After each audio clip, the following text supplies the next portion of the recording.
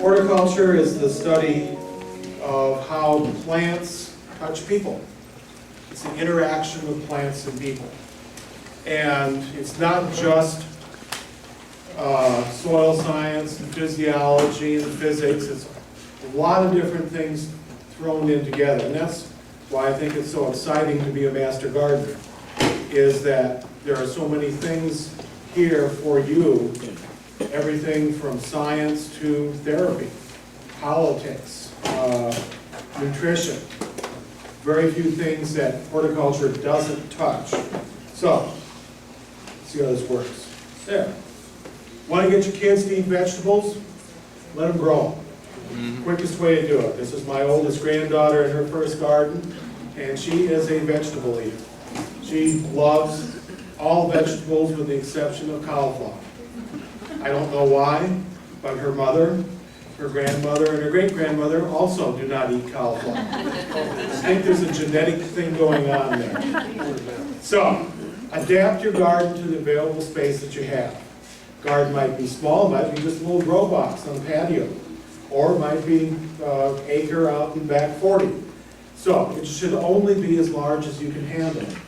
Don't make this into something that burns you out in the middle of the summer when everybody else leaves. This should be fun. You should enjoy it. It should blend in with the existing landscape.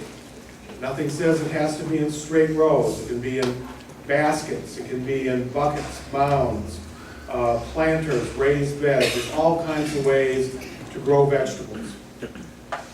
We look at the garden as a system, as an ecological system. And this is part of what we talk about in horticulture and agricultural science called integrated pest management, IPM, where you know the biology of the host, you know the ecology of the area, you know the biology of the pests, and you work within that system to grow your crop and avoid problems. You need to adapt to local conditions. I was really impressed. I was over in Jonesboro the other day, and you know what they've got over there? Soil. Flat ground made of soil. I couldn't believe it. This is the backyard of my house here. Whoops, that's not right. Laser. That's the slope there. My neighbor put in a little raised bed feeder on the terrace, and he does a very good job feeding woodchucks and deer with that. So, but you have to adapt to the local conditions. Raised beds are great. You can put them anywhere you want. They are good, especially when you have knees like mine. I don't have any problem getting down. My big problem is getting back up again. So I like these. The nice thing about this raised bed is it's not full of soil down to the bottom there. We've got some rebar in here and some tubs, you know, like your gray tubs that you use in food service. Put some holes in the bottom, set them on top of that rebar, and you've got an instant raised bed. There's all kinds of ways to make raised beds, as many as your imagination is there. You can do the square foot garden. Square foot garden's great. Richard Bartholomew made a lot of money off of this thing. What it says is, put your big things off to the side where they don't shade out the small things. Put your small things together where they have enough space. It's just great. It works fine. And add compost. Compost is the chocolate of the garden. You can't have too much compost. Organic matter from compost improves the tilth and workability of the soil. Because of that, we are burning up about 6 to 8 inches of organic matter a year here by biological oxidation. Otherwise, when you went out in the woods, you know, you'd be up to your neck in leaves. So we know it's breaking down. So you can add compost in every year and improve your soil. Animal waste products can be used. Use them with common sense and caution. These little things like E. coli, Listeria, Shigella, all of these things, Salmonella, they're all real, they're all dangerous, and they'll kill you. You know, not good. In extension, we have a big rule: don't kill your clients. You know, it's not good for business. So use common sense. Go by the National Organic Standards, OMRI, which says that if you turn organic animal waste products into the soil, Let them naturally compost for 120 days before you harvest a crop. The soil is a biological war zone, and that's why it takes care of these very weak competitors, the E. coli, the salmonella, things like that. If you do that, you're fine. And we've been doing it here in Arkansas for 150, 200 years. It's no big secret. So, use common sense when you do this. Site selection for the garden, choose a good soil type, sandy loam. I know there must be a whole bunch of sandy loam soil around here somewhere, down by the river or up near the big pile. We're still looking for it. But you know, you go down to that soils chart that you got, the big triangle, the one that we have to show every class. Down in the corner here where the sand and the silt are in there, that's sandy loam. It has big channels for air movement and water movement, so it's a well-aerated, well-drained soil. And that's what you're looking for in properties. So if you have a lot of clay, add some gypsum and some sand.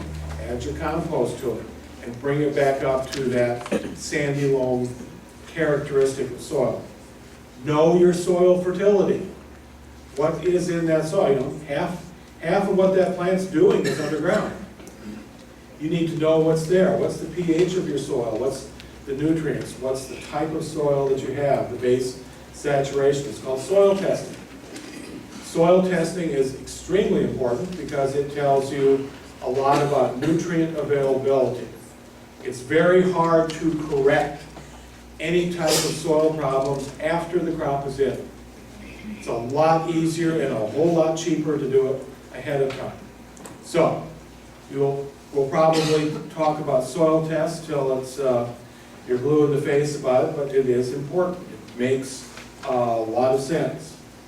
Do you have enough hours of sunlight? My backyard's great right now. I got lots of sunlight. Of course, the leaves are all off the trees. If you're growing crops that produce fruit, I mean, I know we're talking about vegetables, right? Well, tomatoes, peppers, beans, squash, melons, all of these are the fruit of the plant. They need full sun. Now, some of your herbs and leafy greens, you can get by in partial sun. But for the most part, you need full sun for our vegetable crops that are producing fruit. Does your soil drain? What's the internal soil drainage? If you're in a spot where you've got crawdad mounds, you know you've got a drainage problem. So, take a clue. What are we going to do? Well, we're going to raise things up. Go to raised beds, make berms, anything to keep the plants up and out of that water. There's very few plants that like to be in water. Rice is one of them, and it's not a very good garden crop. So, and then what's the history of your site? Are there soil-borne diseases? Have you got fusarium in there for tomatoes? Is there root rots and things? Do we need to do soil solarization to come by and help to eliminate some of the diseases and insect problems? Know what your history is. Here's your good old tiller, good old Troy-Bilt tiller, friend or foe. Well, if your soil's got clay in it and it's wet, and you're using this, you're making cannonballs. If it's dry and it's, again, a little bit on the dry side, you're going to turn it into flour. So you're going to destroy the tilth of the soil. Make sure that you use your tillers when the soil conditions are right. And that soil condition you're looking for is something called tilth or workability of the soil. Pick the soil up, let it crumble through your hands. Feel it. Does it ball up? Does it go to dust? Or does it crumble nicely like it should? Look at the soil conditions that tell you a lot about what you can do. Amendments for the garden. Alan Bates said you've talked a bit about blossom end rot problems. Well, ag limestone is used to raise soil pH. Want a big block of ag limestone? Get a big chunk of marble. That's all it is. Calcium carbonate. The smaller the particle size, the faster it reacts. So agricultural limestone is a mix of particles from big ones, 40 mesh, down to very small ones, 200, 240.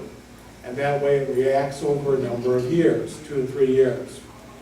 And if we want to raise our soil pH to make nutrients and especially calcium available, that's when we add our ag limestone.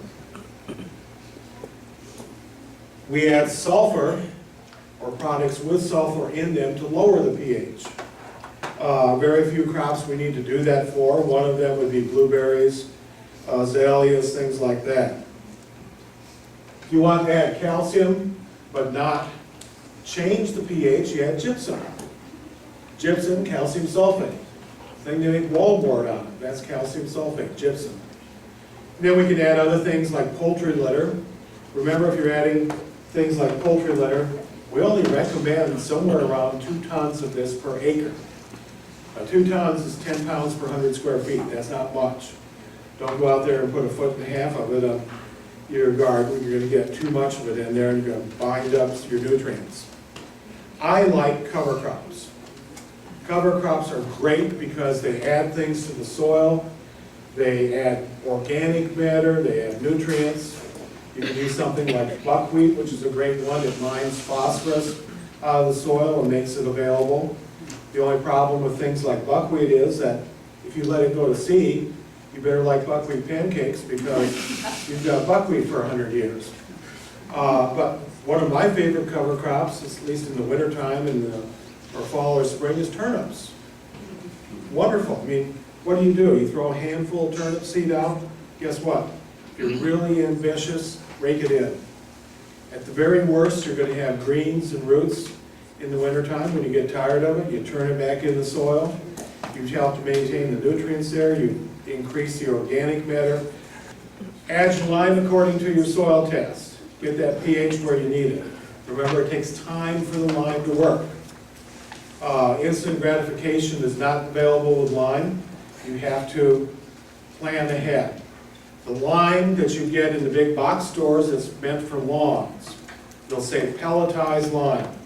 That is the fine particles that have been glued together. They will react more quickly, but they disappear more quickly. Because of that, we're going to add less, but we have to add them more often. What lime does is it adds calcium ion to the soil. And calcium ion in the soil is important for many different things in plant growth processes. And this is one of the most important ones right here. Blossom end rot. Guess what? You folks are going to be experts here. Did you know that? You can be 50 miles from home, you can have a jump drive, and you're going to be an expert. People are going to ask you questions because you're master gardeners. And one of the things that they love to ask questions about is tomatoes. So, to be a hero here, how do you prevent blossom end rot? Well, first we have to know what is blossom end rot. It is a calcium deficiency in the growing area of any plant part, not just tomato fruit. It can be on leaves, it can be on melons, peppers, all kinds of things. You go back to your first session, basic botany. Think of a plant cell as being a baggie, Ziploc baggie full of clear jello. So the contents are held inside. Well, to hold those baggies together, we have cellulose microfibrils that are glued together with a compound called calcium pectate. Calcium pectate is the Elmer's glue of plants. In order for these cells to stick together, they've got to have calcium. Or otherwise they fall apart and you get blossom end rot. So anytime you have a meristematics growing zone in a plant, get your calcium out there, get it up. Other micronutrient deficiencies that you can run into. Here's a broccoli plant. It has spring, interveinal chlorosis. The veins are green, but in between it's yellow. And this plant needs a dose of salts. Now, y'all heard about getting a dose of salts in the spring, right? Get a little cod liver oil and some Epsom salts, tune you up. Well, this needs some Epsom salts. It's magnesium deficient. Epsom salts is magnesium sulfate. Magnesium sulfate is your friend as a master gardener because you can't hurt plants with it. You can only do good. Half a cup of Epsom salts in a gallon of water, pour it right over the row, and this clears up in 3 days. Now it's going to come back because you haven't taken care of the acid soil conditions, but you've provided magnesium to that plant to correct this deficiency. And as master gardeners, Epsom salts will be your friend, because anytime people want to do something, you know who they are. The type of people that ask questions and they don't go away until you give them an answer that's just right. Remember, we're doing people management too, not just growing plants.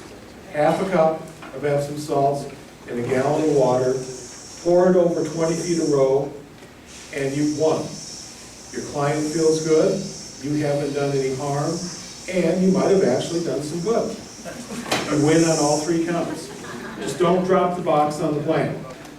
Nutrients, 6 to 7. That is where they are available. Your forest soils out here, forest latisols, they're down in the range of about 4 to 4.5. There's an ecological reason for that, because nutrients need to be conserved, and conserved for the trees. That's why they aren't readily available to all the plants. But we raise the pH, and here they are available. You go too high, and we have a problem with tying up the nutrients again. So a little bit is good, and a little bit more is not as good. So, avoid your blossom end run. Line your soil. Don't crowd the plants. Transpiration is what pulls the soil solution up into the plant and helps to distribute that calcium within the plant itself. Prune your plants and control weeds so we have good air movement around the plants. Water evenly. Don't let them get too wet, don't let them get too dry. And then if you need to, if you start to see blossom end rot forming, you can't cure it, but you can help to prevent it. Add about a teaspoon of calcium chloride per plant each week. So where do you get calcium chloride? You just go down to the big box store and you say, fill me up with calcium chloride. It's everywhere. You've got lots of sources of it. Here's a good one, damp rig. You probably put it in closets or things like that to get the humidity and the mildew smell out. All that is calcium chloride.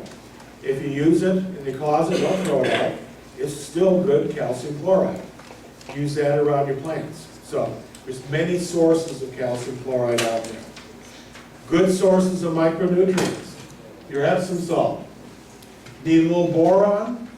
Where do you say fill me up with boron? Well, phenylbutene borax. That's boron tetrahydrate. It's a good source of boron. But remember, these are micronutrients, things like boron. A little bit is good, and a little bit more is toxic. So, boron is one of the secrets of good plants for beets, and chard, and spinach. Chenopode family. 1 1/2 tablespoons of that in a gallon of water, 20 feet a row, and that helps you get good beet roots, good healthy Swiss chard and spinach. Fertilizers. Many choices out there. People will sell you as much fertilizer as you're willing to pay for. You can buy homogenized fertilizer in the 50-pound bag for, I don't know what it goes for, 24 bucks now or something.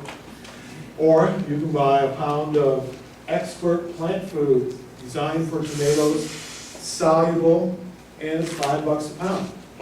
So let's work that out. That's $200 a bag versus 24. Quite a difference there, 10 to 1, 20 to 1 difference. This one, though, is instantly available. If you've got 2 tomato plants in a basket or in a bucket, this is a good bet. So use your fertilizer according to what you need. Start with good genetics. AAS stands for All American Selections. This is a group of seed companies that do testing across the United States, and they have selected ones that are proven performers, winners, AAS winners. And you know a lot of them already in the trade. Anytime it says AAS, that stands for All American Selection. The Celebrity Tomato, the Sweet Danny Basil, Orange Blaze came out in 2011, wonderful bell pepper. Thick walled orange. My favorite, Corno de Toro type, giant Marconi pepper, a real nice cooking and roasting pepper. There's many different sources of information out there, along with my PDFs of the presentations and PowerPoints. I've got my seed catalog list. There's hundreds of different catalogs. One of my favorite ones at the moment, just because I like it, is growitalian.com. Now, I don't know if their vegetables are any better than anybody else's. The lady that runs the company is a really nice person, and she lives in that bastion of Italianism in the United States, which is Lawrence, Kansas. But, you know, vegetables in Italian just sound better. I mean, if you want a good tomato, Costolino Genovese, doesn't that sound good? Or basil, Genovese, Genoa perfume, canali beans, all of them. So try them out, see what you like. Fertilizer for your garden. Most important thing about using your fertilizer is you don't have to use that whole bag at once. Here is a 1 pint mayonnaise jar. That's 1 pound of fertilizer. Got 100 square feet of garden. On average, that's what you need to start with for 100 square feet of garden. 1 pound of fertilizer. Now you've got 49 pounds of fertilizer left in that bag, and you're thinking, you know, a little bit is good. I bet a little bit more is even better. Okay, Master Gardener question number 2. This is going to happen about 3rd week in May, somewhere in the 1st week of June. Let's see, they did tell you you're doing payback time, right? You don't get this for free. You're going to do clinic work. And this is fun. I mean, because people are going to call up. Remember, your experts are going to ask you questions. My squash looks great. I mean, it's 6 feet tall. I got leaves bigger than bushel baskets. It's dark green. And I have no fruit. My tomatoes, I can't even see the top of them. You know, they've gone wild. No fruit.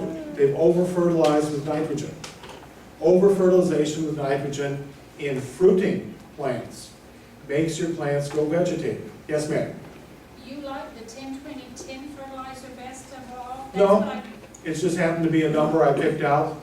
I just did that for my onions, and then it's saying every 2 to 3 weeks afterwards to add. Okay, thank you. Excellent question. Calcium nitrate. Yeah, good question. Thank you. Remember I said at the beginning that we're doing this for talking about fruiting plants.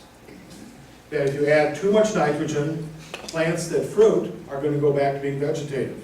Okay, rule's not there for vegetative plants. Your onions are actually one of the crops that we under-fertilize in the garden. So yes, that's right.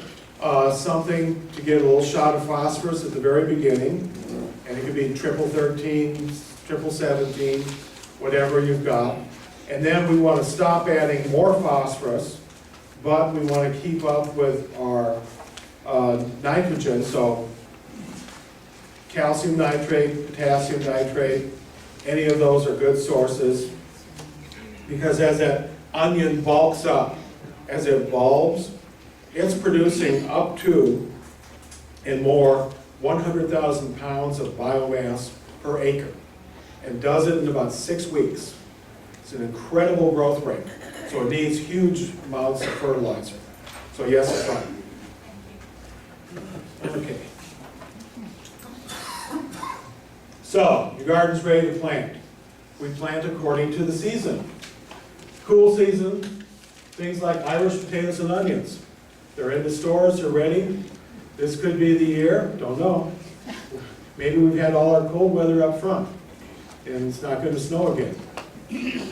I wouldn't bet on it, but you know, you can plant potatoes and onions and different things like that now.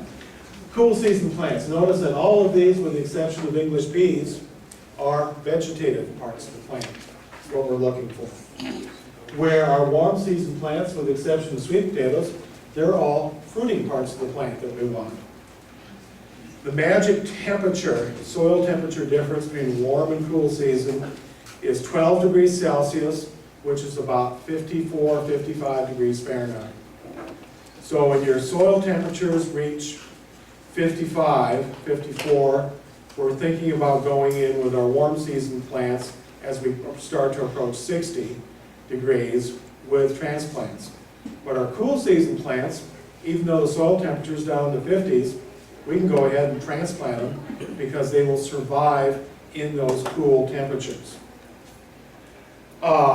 We use transplants when the soil temperature is too cool for seed to germinate. A tomato plant will go into 60, 62 degree soil just fine as a transplant. But if you try and germinate seed at that soil temperature, it might take 3 weeks, 4 weeks, who knows how long it will take because the soil's too cool. So we use seeds after the soil is warmed up and we have enough time for our crop to grow, mature, and be harvested before conditions become unbearable for it, either too cold or too hot. We use transplants then to shorten the production time to harvest. We choose good quality transplants. I like ones with as much soil volume as possible because that buys you time. This is a perfectly good transplant, that little 4x4 or 4x8, but you have to do something with them very quickly because they will get root bound. And when they get root bound, they get set back. So, choose good quality transplants. Get the plants out of the containers and into the ground quickly. Those root hairs on that root ball, that's what does the work for the plant. That's what brings in the nutrients and the water. They dry out very quickly. They're not meant to be out in the air. So they're meant to be in the soil, 100% relative humidity. Planted deeper than the soil ball, so we have some support for the stem. Then we use a starter fertilizer solution to help prevent transplant shock. What the plants need is a fertilizer that is high in that middle number, which is phosphorus. That is what stimulates root growth. They don't need vitamins, plant hormones, super elixirs, or little things that you buy in the store that you put 1 drop on per plant. They need a soluble fertilizer that has phosphorus in it. 1 tablespoon of something like 20/20 or 12-34-17. Put that in a gallon of water, shake it up, dissolve it, put 1 cup on per plant. Doesn't matter if you're transplanting petunias or peppers or tomatoes, anything you transplant, this stimulates root growth and prevents transplant shock. Just remember 1-1-1. 1 tablespoon, 1 gallon, 1 cup. Use your good genetics.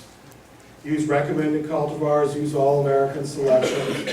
Use your heritage and cultivars or heirloom varieties, they're good. These were the parents of the plants that are produced today. They have great properties and they have properties that are lacking. It'll allow you to see what they are. There's nothing magical about some of the old ones. Some are good, some are not. My favorite one is Brandywine tomato. It's got great stories. Brandywine tomato is a lousy tomato. I mean, you might get some tomatoes, they look rough, they're terrible, but they've got wonderful stories that go with them. So, pick ones that you know that you like. Here's Purple Haze carrots, all-American selection. The joke I used to make was that the guy that named these carrots hung out with Jimi Hendrix back in the 60s, and was a little bit influenced by him. Well, somebody actually asked me that question. It was just a joke. Horticulture is not good material for jokes generally. And so this garden writer asked me, and I tracked down the guy through a friend, and he admitted, oh yeah, he was out in California. They were drinking some grape juice, and it had been aged a while, and thought, hey, wouldn't it be a really funny thing if I named a carrot Purple Haze? And so he had a purple carrot, and that's what he did, got from the Netherlands. Here's a Fresno pepper, Mariachi. These are all American selections. They color up, they have a tremendous load of fruit on the plant. If you like to make these cheddar poppers and things like this is a wonderful one to do it with. Really a nice basket or bucket, actually a bucket pepper, or in the garden, either one. Acorn, butternut squash, all of these wonderful sources of carbohydrate and carotenoids. We grow some of the best acorn and butternut squash in the world here. We have wonderful all-American selections. Try these out. All kinds of tomatoes. This is a basket or a tumbler tomato. There's a couple new ones out this year, all-American ones. Try them out. Okay, so good quality seed works. It might look expensive, pay a nickel for each tomato seed, but guess what? You get back good quality, vigorous fruit from that. That nickel was well spent. Use good genetics. When we plant seeds, we plant them at a depth which is generally about 3 times deeper than the diameter of the seed. So big seed, we're going to plant deeper. Small seed, we're going to be closer to the top, like lettuce and radishes. In cool soils, we plant our seed a little shallower. In warm, hot soils, we may plant our seed a little bit deeper, so it stays down in the cooler zone. Watering your seed in or watering your transplants in, this is the last time that I would like to see water on a plant. There are no requirements for water to go onto a plant because it just leads to plant diseases. If you want to know why outfits like California are so successful in the plant, fruit, and vegetable industry, it doesn't rain. You know, for them, a big, busy spray schedule out there is twice maybe, where some of our growers here may have to spray 4, 5, 6 times or more to control some plant diseases. And it's all due to free water and humidity. This is one you'll see, blossom blight on squash. It looks like canidia and hyphae, which look like little hairy things with pepper grains on the ends. It looks like black bread mold because that's what it is. It's a member of the Rhizopus family. And it's caused by high humidity, lack of sunshine, lack of air movement around the plant. Don't crowd your plants. Make sure there's good air circulation. When you water, and even though I said I don't want to see water go on the plants, I know that's not possible to do, so water in the morning. Water in the morning so your plants dry out quickly. If you can, use your soaker hoses, use your drip tanks, things like that. They all work very well. So maintain good air circulation, reduce the hours of leaf wetness, water early in the morning, use mulches, prevent soil from splashing up onto the plant. So you prevent your soil-borne diseases from getting out there. You can remove diseased plant material when it's dry. Nothing that says that you can't go out there and take out some of that early blight and put it in a plastic bag and take it out, throw it in the garbage. Don't put it in your compost pile. When the plants are wet, that's when you transmit or move diseases around. And then when you do spray, make sure that you spray well. All of our things that we spray with 1 or 2 exceptions, are contact. They are not systemic. You want coverage on the top, in the canopy, and up from the bottom, all the surfaces. Let's say you're spraying for mites, spider mites in summer. You'll see them here on tomatoes, especially late in the summer. Well, mites are kind of smart. If you just dribble a little bit of insecticide on top, you know what they do? They just go around down the side of the leaf. And they hang out down there for a while. And then when the insecticide disappears, like a lot of ours do these days, within 24 hours, they come back. So spray coverage is important. And that's really, all those things are integrated pest management. That's IPM. So sunlight, good air circulation, cures your problem. Weed control in the garden. There is nothing like cold hard steel. It works. It works well, you can direct it. You know when you've done something. Now if you're chopping something like purslane, just remember that every time you chop purslane, you've made 10 more purslane plants. So you want to pull them and get them up. But for most things, This works very well. We've got many other options from Roundup to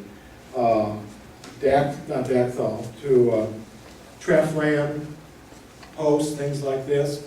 They work, but we have to be careful with how we use them and use them correctly. Season extenders, hot caps, walls of water, cold frames. These all work very well. Here's our modern day Cloche. 1 gallon polyethylene tea or milk jug, just cut the bottom out, set it over the plant, you've got a mini greenhouse. Got a wind problem, take a wire coat hanger, cut it, run it down through the top, now we've got an anchor for it. These work very well. Walls of water work. This is a mini greenhouse teepee with water-filled channels, and the environment inside of there traps the heat, prevents the plants from freezing with our transient freezing events, and works well. When the plants start to grow out the top, you just pick them up, pick up the wall of water, empty it out, put it away till the next year. Clear or green is probably the two best colors here. They do work. They'll give you 10 to 14 days jump on the season itself. Cold frames, perfect for this latitude. Simple to use. We've got some concrete reinforcing wire, some 2x8s for the frame, and some visqueen for the covering. If it's warm, it's split down the top, we open it up. If it's cold, we bring the top back up and seal it up, and you've got a greenhouse in there. If it's going to freeze, either throw a tarp over it, or get some of these incandescent bulb Christmas tree lights, put them in there, turn it on, you got a heat source, works well. If you don't have a long enough extension cord, get a couple of these sterno cans, the little sterno things for food service. Light 2 or 3 of those in there, they'll burn throughout 6 hours or so through the night and keep it from freezing. So it's a great thing for gardening here. We garden 11 months out of the year. The trick though is that we don't know which month that 12th month is. It jumps around. Sometimes it's August, sometimes it's November, sometimes it's January. So we have to be prepared. So this is a good way to grow our greens and radishes and lettuce and things like that in the wintertime. Floating row covers work. This is spun-bound polyester, trade name for it's Remay, Agrofiber, kinds of things. These are good for keeping out not the tiniest insects, but medium to larger insects, birds and things like that. Sunlight goes through it, water goes through it, air goes through it. It will give you about 4 or 5 degrees of frost protection. If you see some strawberry growers out there this time of year, they're using this against frost and freeze protection to keep their plants a little bit warmer in the wintertime. And mulches work. Whether it's red mulch or black, doesn't matter. The color is not really a main determiner. It's that you don't want it clear. Clear mulch heats up the soil too much and you cook the soil. But warm season crops benefit from mulches because it warms the soil. A warm soil condition will have faster growth. It makes your water use more efficient by a factor of 4 and helps to prevent weed growth. Most weeds will not grow through it with the exception of purple and yellow nutsedge. And nutsedge will grow through asphalt. So, good luck with that. So, what I've talked about for control of problems is integrated pest management, IPM. This is something that was started in the entomology department at the University of Arkansas. Dr. Perry Atkinson, Charlie Lincoln, these folks back in the 50s, this is the science that they started. And it's very simple. Look for the problem. Know about it. Know the biology of the host and the pest. Work with the environment around you. Use host plant resistance. Adapt the culture of the host. And then, only after you've done all of that, then we start to go through the list of things, the pesticides that we may use. And the rule in using the pesticides is, don't drop the atom bomb right away. Use a little hammer. Very simple thing, aphids. Aphids on peppers. You may start off with something very simple, like insecticidal soap, and rinse them off. But remember that aphids, when you know about their biology, aphids have live birth. Not only do they have live birth, they are pregnant when they're born. So we've got a growth curve with aphids that goes like this for about 10 seconds and then goes straight up in the air. So when you see aphids, you don't sit back and say, well, I'll come back on Monday and see what we do. When you see aphids, you do something right away before the problem gets out of hand. And that allows you to use little hand. And if you sit back and wait, then you have to use the atom bomb. So, control things like butterfly and moth larvae with BT, Bacillus thurengensis. BT is safe, it's OMRI approved, it's organic, works by plugging up the gut of the Lepidopterous larvae, and they die.